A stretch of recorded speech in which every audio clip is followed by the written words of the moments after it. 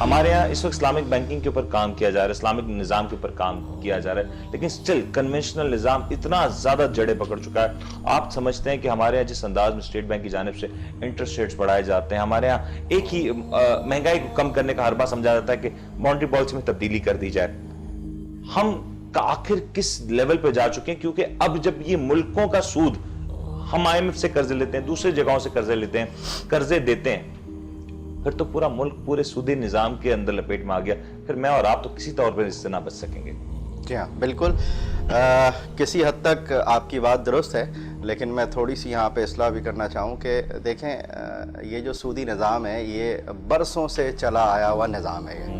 اور جو صدیوں سے وہ برسوں سے چلتا ہوا نظام ہو وہ تھوڑے دنوں میں یا تھوڑے سالوں میں اتنی آسانی سے ختم بھی نہیں ہوگا، اس کے لیے بڑی محنت بڑی کاوش کی ضرورت ہے۔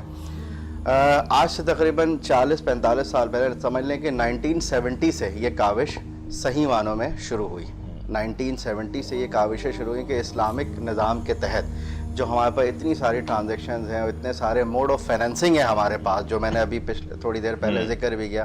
اتنے سارے موڈ آف فائنینسنگ کے رہتے ہوئے، اسلامی نظام کے رہتے ہوئے اس سودی نظام کو جگہ ملنی نہیں چاہیے تھی۔ لیکن افسوس کہ پچھلے کئی سو سال میں مسلمانوں کا اور مسلم ریاستوں کا وہ کردار نہیں رہا جس کی وجہ سے سودی نظام نے اور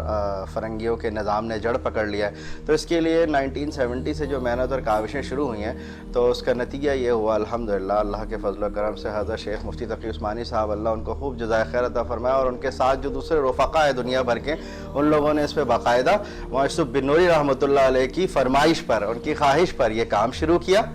اور کام شروع کرنے کے بعد آج 40-45 سال کی ورکنگ کے بعد یہ اس نتیجے پر پہنچے کہ اسٹیٹ بینک کے سپرویژن میں ان کی اجازت سے ریاست پاکستان کے اندر اسلامک فائنینشیل انسٹیٹیوشن کا نہ صرف وجود ہوا بلکہ وہ بہترین انداز سے کام کرتے کرتے کچھ سال پہلے 13% مارکیٹ کیپچر کر لیا، تو اور اب غالباً شاید میں غلطی پر نہ ہوں تو 18% کے لگ بھگ مارکیٹ کیپچر کر لیا انہوں نے۔ اب یہ سودی نظام کا جو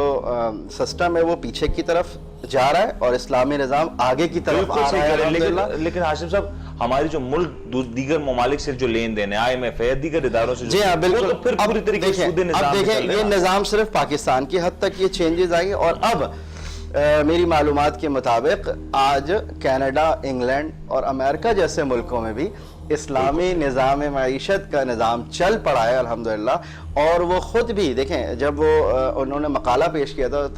حضرت شیخ تقی عثمانی صاحب نے اے او فی کے جہاں اسٹینڈرڈ آف شریعہ بنائے جاتے ہیں، جب انہوں نے سکوک پر مقالہ پیش کیا تھا سیکیورٹی بانڈ کے اگینسٹ، تو دنیا میں ایک تہلکہ مچ گیا تھا اور اس کو بڑا سراہا گیا تھا۔ تو وہ صرف مسلمانوں نے نہیں بلکہ پوری دنیا نے اس کو، اکنامسٹ نے سراہا تھا۔ تو انہیں بھی پتہ ہے کہ یہ جو شرعی نظام جو یہ لے کر آئے اس کے اندر بڑی قوت ہے، بہت فائدے ہیں عوامی سطح پہ، ٹریڈنگ کا رواج ہے اس کے اندر، جو ایک شخص پیسے لیتا ہے سود پر اور اس کو زیادہ واپس کرتا ہے اس نظام کے۔ لیکن چونکہ اب یہ نظام بہت پرانا ہے تو اتنی آسانی سے ختم نہیں ہوگا، لیکن اس کی افادیت سے انکار نہیں ہے۔ جب یہ افادیت، جب